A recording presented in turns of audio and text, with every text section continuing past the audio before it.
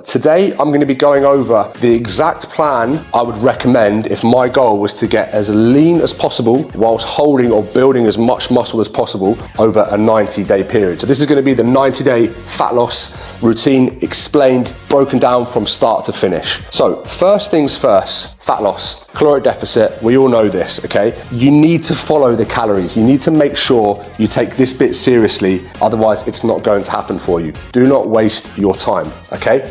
This is to get as lean as possible, and I'm using a male as an example. First things first, we need to work out our maintenance calories. So just for this video, I have taken a 90 kg male, nearly me, who's going to train 3 days a week, which is all you need to get in amazing shape, with a goal of dropping 1% of his body weight per week. How did I work this out? I literally went on Google, typed in calorie calculator, clicked on the first one, put 90 kilos, put fairly active, put my weight, age, whatever, and it brought me up a number.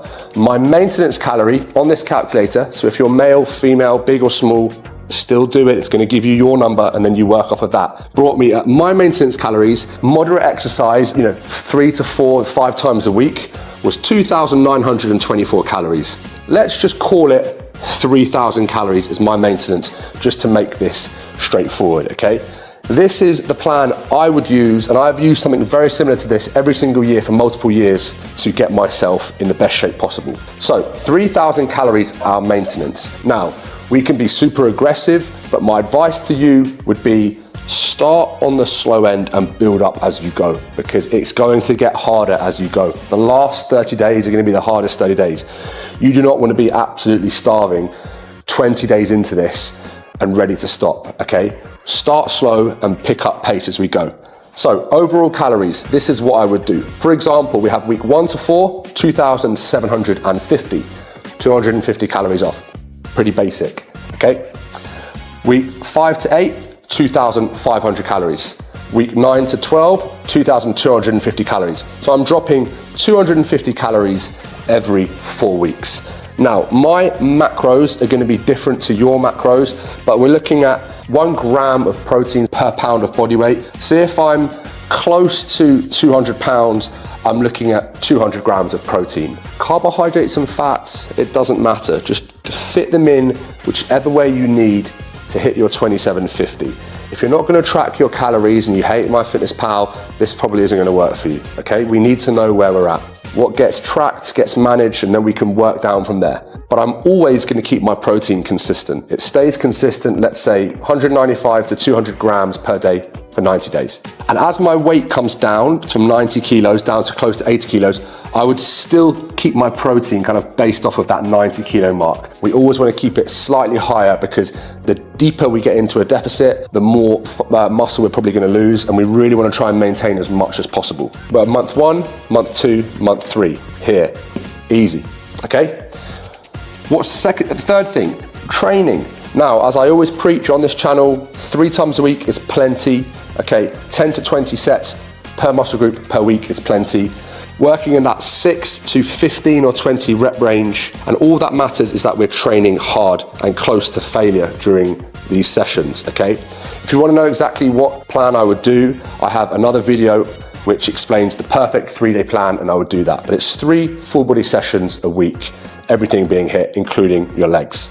Now, I know I'm going to be dropping weight every single week here. It's important that as my metabolism slows down, as I start to lose body fat and it gets a little bit harder to come off, it's important that my output gets higher over time. This is why it's so important to start slow. We do not want to end up starving ourselves and just being so burnt out that we can't do cardio. Start slow and build up. You can, if you're maintaining your weight at 3,000 calories and you shift to 2,750 with training and cardio, you will respond super quick. And if you're somebody who doesn't respond, and for some reason weight's not dropping, you're either not tracking your food properly, or you might have to be someone that goes a little bit more aggressive.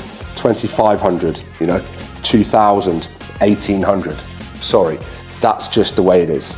Now, cardio and steps. As you can see, I kind of titrate up, whereas I came down with my calories. Week 1 to week 4, 20 minutes, 3 times a week, plus 8,000 steps a day. that's where I'd start. I've literally done this before with slightly more calories, multiple years in a row, and I get absolutely ripped every single year, okay? Week 5 to 8, 25 minutes times 3, plus 10,000 steps, slight increase in output, decrease in calories, we're gonna continue burning body fat. Week 9 to week 12, we're going 30 minutes times 3, plus 12,000 steps. 60 minutes of cardio, then 75 minutes of cardio, then 90 minutes of cardio, and our steps have gradually come up. Burning more calories through cardio, through training, decreasing through our food, and we're gonna end up getting leaner and leaner and leaner, month 1, month 2, and month 3.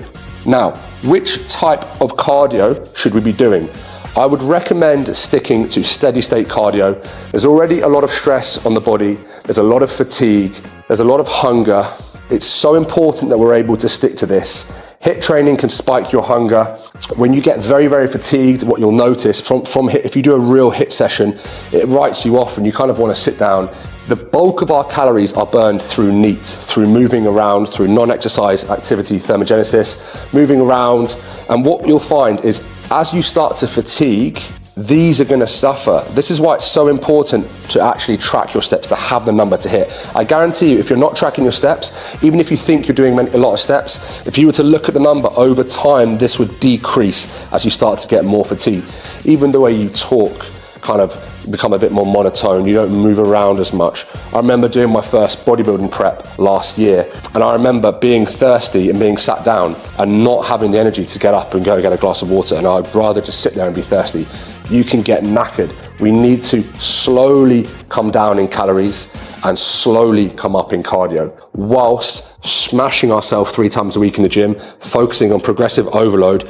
By doing this, we're gonna get a lovely look after 90 days, and I guarantee you, this guy would end up from 90 kilos to around 80 kilos and would have a much, much cleaner and tighter physique. I'm gonna put pictures up on the screen now of me starting my bodybuilding prep, where I followed something very similar to this, except I was 100 kilos, so my starting calories were 3,200, and my cardio started at 30 minutes. And I kind of did the same module, but I obviously was a little bit more cardio, a bit more food, and I went from this to this. So it works for me, it's worked for hundreds of my clients. I've used the same formula, just different numbers for a male, different numbers for a female, based off of their calories. I still use these calorie calculators now. This stuff works. Give it a try. If you like these sort of videos, head to my Instagram, Maxi No Muscle, where I'm posting stuff like this all the time, just in short form content. And I hope you have learned something today.